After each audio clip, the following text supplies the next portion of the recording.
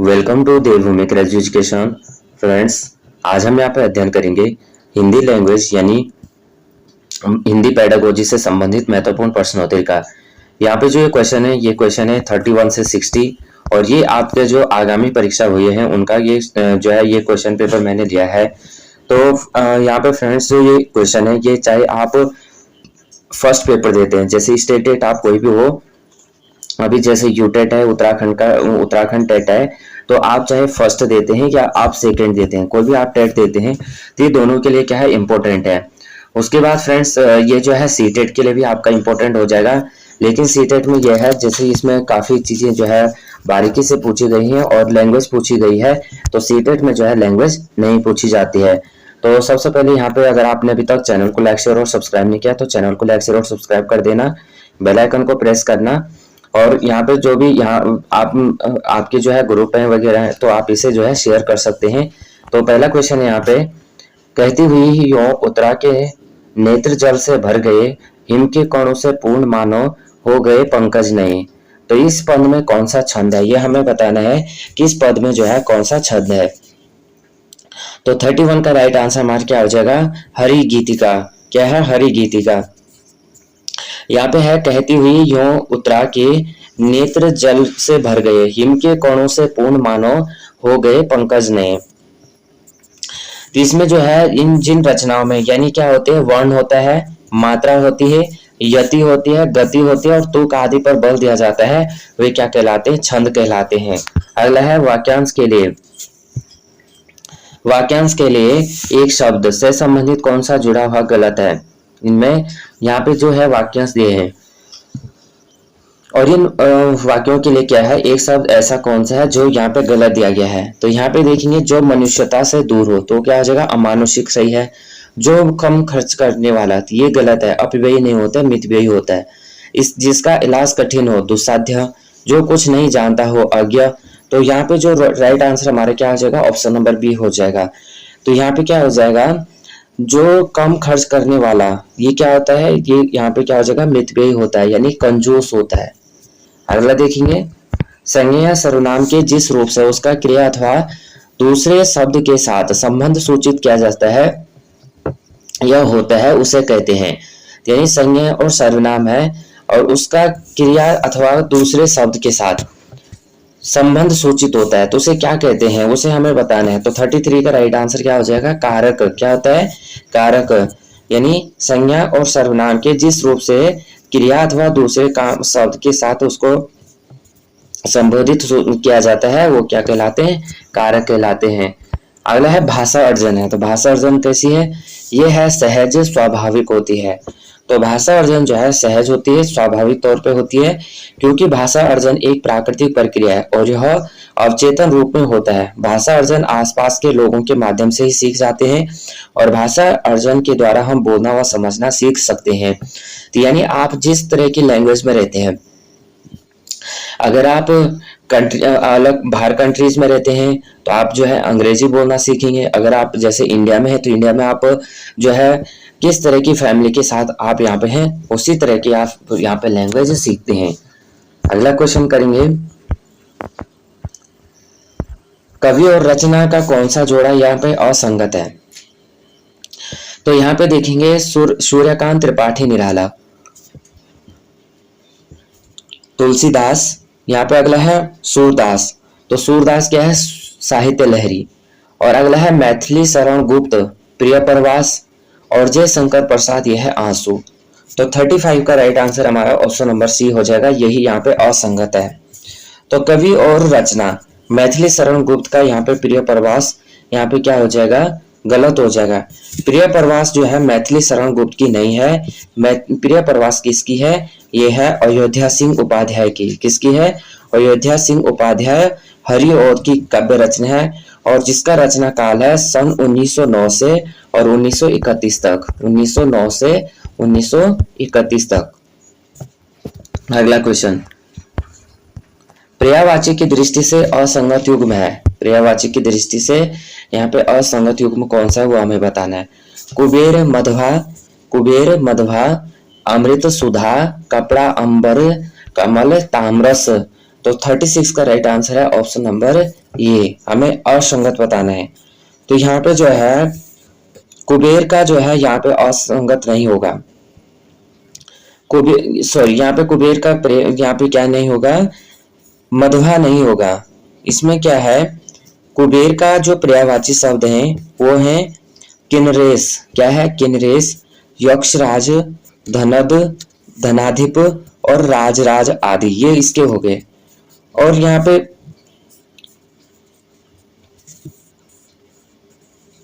तो right answer हमारा क्या हो जाएगा, ऑप्शन नंबर 36 हो जाएगा। 37 विराम चिन्ह की दृष्टि से अशुद्ध वाक्य है। ये देखेंगे, सुनो सुनो वह गा रही है, सुनो सुनो वह गा रही है, मैं मनुष्य में मानवता देखना चाहती हूँ, उसे देवता बनाने की मेरी इच्छा नहीं। अगला, वह तुम्हारे क्या कहने, वह तुम्हारे क्या कहने। और यहाँ पे अगला कह रहा है कि राम मोहन और श्यामधर चल गए, राम मोहन राम मोहन सुरेश और श्यामधर चले गए थे, ये तो सही है। राम मोहन अगर हम किसी नाम के बीच में तो क्या देते हैं, कॉमा देते हैं, और लास्ट के बीच में हम क्या देते हैं, और देते हैं। तो यहाँ पे जो 37 है इसका राइट आंसर हो जाएगा ऑप्शन नंबर बी। इसमें हमें अशुद्ध वाक्य पूछा गया है। इसमें जो भाव हैं वो ठीक प्रकार से व्यक्त करने के लिए बोलते समय बीच बीच में कुछ समय के लिए रोकते हैं, या लिखते समय हम अपनी बात को स्पष्ट करने के लिए यहाँ पे चिन्हों का प्रयोग करते हैं, जिसे विराम चिन्ह कहते हैं। इसलिए विराम चिन्ह की दृष्टि से यहाँ पे क्या हो जाएगा कि मैं मनुष्य में मानवता देखना चाहती हूँ, मैं मनुष्य में मानवता देखना चाहती हूँ, उसे देवता बनाने की मेरी इच्छा नहीं है, मेरी इच्छा। तो यह वाक्य क्या है, इस तरह से अशुद्ध है क्योंकि इसमें कहीं पर भी विराम चिन्ह का प्रयोग नहीं हुआ है। जैसे यहाँ पे पूर्ण विराम दिया गया तो यहाँ पे क्या होना चाहिए था, यहाँ पे आपका विराम चिन्ह होना चाहिए था कि मैं मनुष्य में मानवता देखना चाहती हूँ और उसे देवता बनाने की मेरी यहाँ पे इच्छा नहीं है। तो वीणा पाणी में समास है, वीणा पाणी में समास है, तो कौन सा समास है, ऑप्शन नंबर डी, बहुब्रीहि समास। अब बहुब्रीहि समास, जिस समास का कोई भी पद प्रधान नहीं होता है, जिस समास का कोई भी पद प्रधान नहीं होता है उसे क्या कहते हैं, बहुब्रीहि समास कहते हैं। तो वीणा पाणी जो शब्द है वो क्या है, बहुब्रीहि समास है। इसमें जो है कोई भी पद प्रधान नहीं हो सकता और अपने पदों से भिन्न कोई दूसरा अर्थ प्रकट करे उसे बहुब्रीहि समास कहते हैं। निम्न में से किस शब्द में उपसर्ग का प्रयोग नहीं हुआ है। अब उपसर्ग और प्रत्यय आप जानते हैं, उपसर्ग जो है शब्द के आरंभ में लगते हैं और प्रत्यय जो है शब्द के अंत में लगते हैं। तो भिक्षुक यहाँ पे देखेंगे,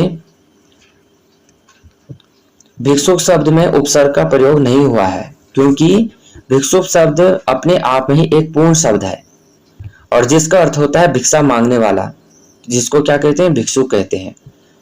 अब जैसे उद्गम हो गया तो उत प्लस गम हो गया, तो यानी उत यहाँ पे क्या हो गया, उपसर्ग हो गया। आकांक्षा, योग्यता और क्रम निम्न में से किसकी विशेषता है। तो यहाँ पे 40 का राइट आंसर क्या हो जाएगा, ऑप्शन नंबर डी।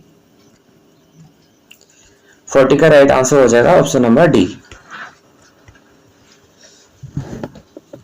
आकांक्षा, योग्यता और क्रम वाक्य की विशेषता है क्योंकि शब्दों का क्रमबद्ध समूह जिससे कोई भाव स्पष्ट हो उसे वाक्य कहते हैं और आकांक्षा, योग्यता और क्रम वाक्य के तत्व होते हैं।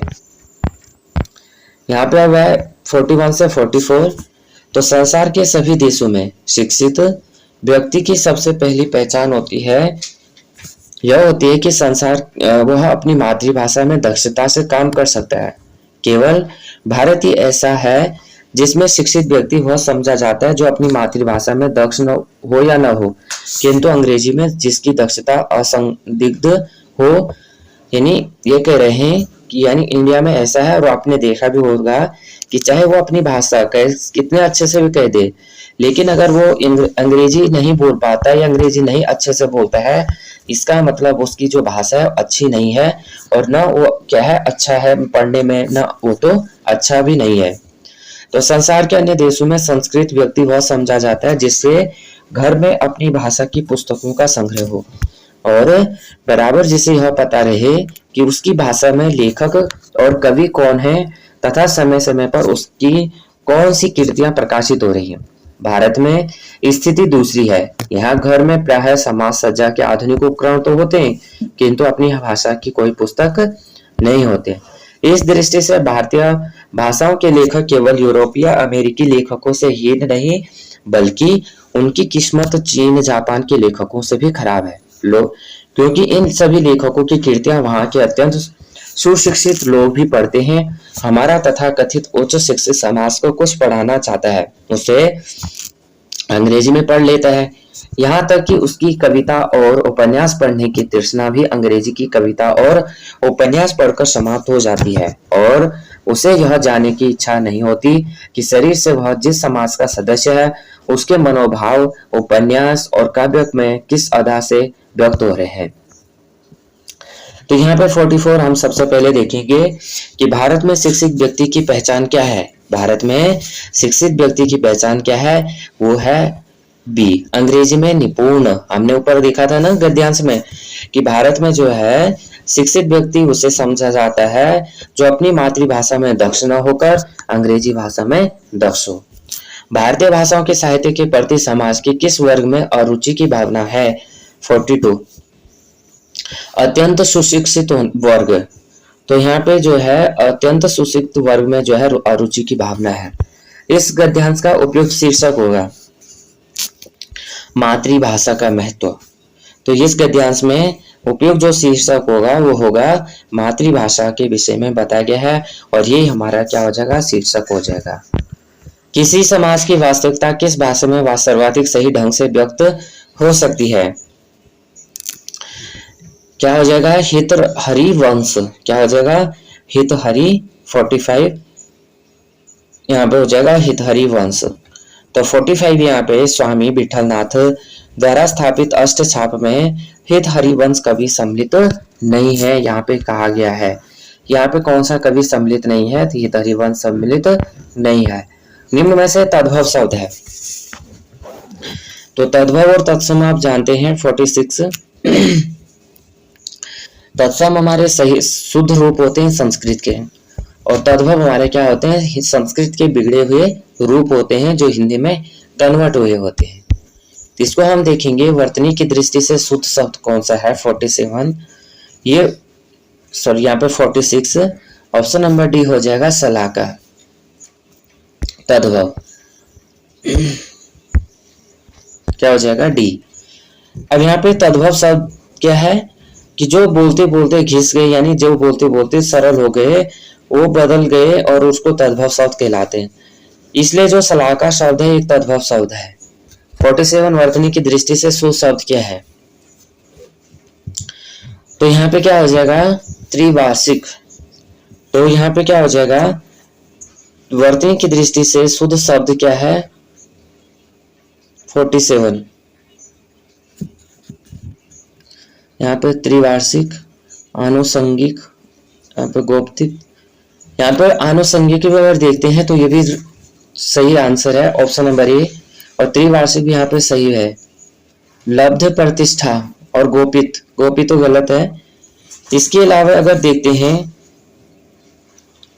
लब्ध प्रतिष्ठित, यहाँ पे देखेंगे लब्ध प्रतिष्ठित होगा, यहाँ पे प्रतिष्ठित क्या है प्रतिष्ठा, और दूसरा क्या है त्रिवार्षिक, त्रिवार्षिक भी ठीक है, लेकिन यहाँ पे गोपित शब्द, गोपित भी, तो ये क्या है यहाँ पे शुद्ध शब्द नहीं है। तो हमारा राइट आंसर क्या हो जाएगा ऑप्शन नंबर ये हो जाएगा, और यहाँ पे सी भी राइट आंसर है।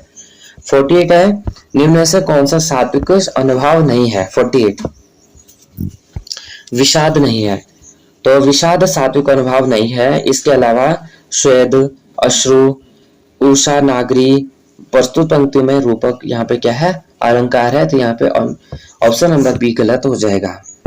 49 बीती विभावरी जागरी, बीती विभावरी जागरी, अंबर पनघट में डूबो रही, तारा घट घट उषा नागरी। तो यहाँ पे 49 इसमें हमें क्या बताना है, कौन सा अलंकार है? तो यह है रूपक अलंकार। कौन सा है? रूपक अलंकार। तो जो रूपक अलंकार वह होता है जहां उपमेय और उपमान में बहुत अधिक समानता प्रकट करने के लिए उनमें अभेद बताए जाते हैं, उसे रूपक अलंकार कहते हैं। अगला यहाँ पे 50 से 53 के क्वेश्चन हमें करने हैं इससे गद्यांश को पढ़ के। हे अम्मा निशा, उगलता गगन गन अंधकार, खो रहा दिशा का ज्ञान, स्तब्ध है पवन चार। अप्रतिहित गरज रहा पीछे अम्बुदी विशाल, भूधर जो ध्यान मगन केवल जलती मसाल। स्थिर राघवेंद्र को हिला रहा फिर संशय, रह उठता जग जीवन में रावण जय भय। जो नहीं हुआ आज तक हृदय रिपु दम्य शांत, एक भी अयोध लक्ष्य में रहा जो दुराकांत। कल लड़ने को रहा विकल वह बार बार, असमर्थ मानता मन उद्धत हो हार हार। तो यहाँ पे हमें क्या करना है, अमावस की रात में आकाश क्या उगलता सा प्रतीत हो रहा है। क्या हो रहा है? घनघोर अंधेरा। अगला क्वेश्चन है, किसके मन में बार बार हार जाने का भय उत्पन्न हो रहा है? तो किसका हो रहा है? Option number B, Ram. तो अगला क्वेश्चन देखेंगे, पद्यांश में आया अयूत लक्ष्य में अयूत शब्द किस संख्या का बोध कराता है? 52। ये हो जाएगा बी, राइट आंसर 10 लाख। तो यहाँ पे जो है जिसमें एक शब्द के कई अर्थ निकलते हैं, जैसे अम्बुदी का समानार्थी शब्द है सागर तथा समुद्र।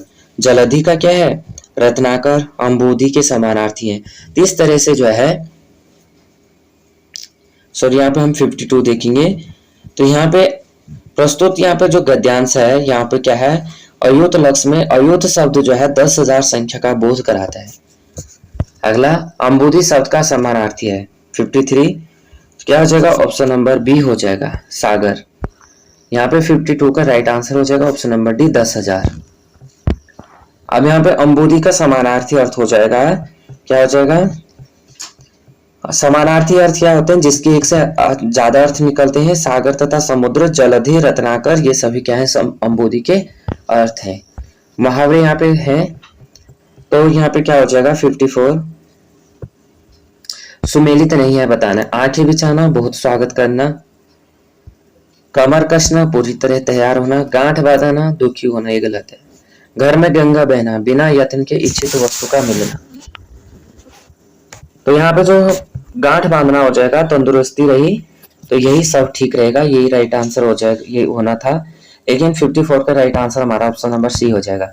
किसी सब कार्य को विधि विधान से करना कहलाता है 55। ये कहलाता है ऑप्शन नंबर सी, भाषा के मौखिक एवं लिखित रूपों के प्रयोग की क्षमता का आकलन। निम्न में से कौन सा स्वरागम उच्चारण दोष का उदाहरण है? तो 56 में देखेंगे ऑप्शन नंबर सी, ब्रिज। यहाँ पे 50 क्या है? 57 देखते हैं ऑप्शन नंबर डी। स्नान को अस्नान कहना, स्नान को अस्नान कहना। तो स्नान को अस्नान कहना ये क्या है? यहाँ पे उदाहरण है दोष, उच्चारण दोष का। स्नान को स्नान ही कहना है, स्नान को स्नान। तो अज्ञान व वर्णों में शब्दों को कुछ उच्चारित नहीं कर पाते हैं, इसमें उच्चारण में दोष होता है। 58 बच्चे की समझ एवं भाषा के संबंध में गलत तथ्य है। तो यहाँ पे 58 का राइट आंसर है, बच्चे समझ बनाने की क्षमता नहीं रखते, इसलिए उन्हें एक से अधिक भाषा सीखने में कठिनाई होती है। 58 का right answer option number D. 59 भाषा के संदर्भ में कौशल के कितने आयाम निर्धारित हैं? तो 59 ऑप्शन नंबर सी हो जाएगा, क्या हो जाएगा? 4। अगला यहाँ पे देखेंगे, तो भाषा के संदर्भ में कौशल के 4 आयाम निर्धारित किए गए हैं। श्रवण कौशल, बोलने का कौशल, पढ़ने का कौशल और लिखने का कौशल। कौन सी भाषा मध्य भारतीय आर्य भाषा काल की नहीं है? काल की नहीं है। तो 60 का राइट आंसर हो जाएगा ऑप्शन नंबर डी, संस्कृत। आर्य भाषा काल की नहीं है, संस्कृत नहीं है। अपभ्रंश, प्राकृत और पाली है। तो संस्कृत भाषा मध्य भारतीय आर्य भाषा काल की भाषा नहीं है, क्योंकि मध्य भारतीय आर्य भाषा पाली भाषा है, जिसका समय 500 ईस्वी पूर्व से प्रथम शताब्दी के प्रारंभ तक माना गया है। Right answer option number C D हो जाएगा। तो यहाँ पर फ्रेंड्स ये जो क्वेश्चन है इंपॉर्टेंट क्वेश्चन है। आप सभी लोग जिनका भी डीएलएड का पेपर है और जिनका यूटेट का पेपर है, यूटेट फर्स्ट और सेकेंड, उन सभी के लिए ये क्वेश्चन बहुत इंपॉर्टेंट है। और अगर आपने अभी तक चैनल को लाइक शेयर और सब्सक्राइब नहीं किया तो प्लीज चैनल को लाइक शेयर और सब्सक्राइब कर देना, बेल आइकन को प्रेस करना। जय हिंद, जय भारत।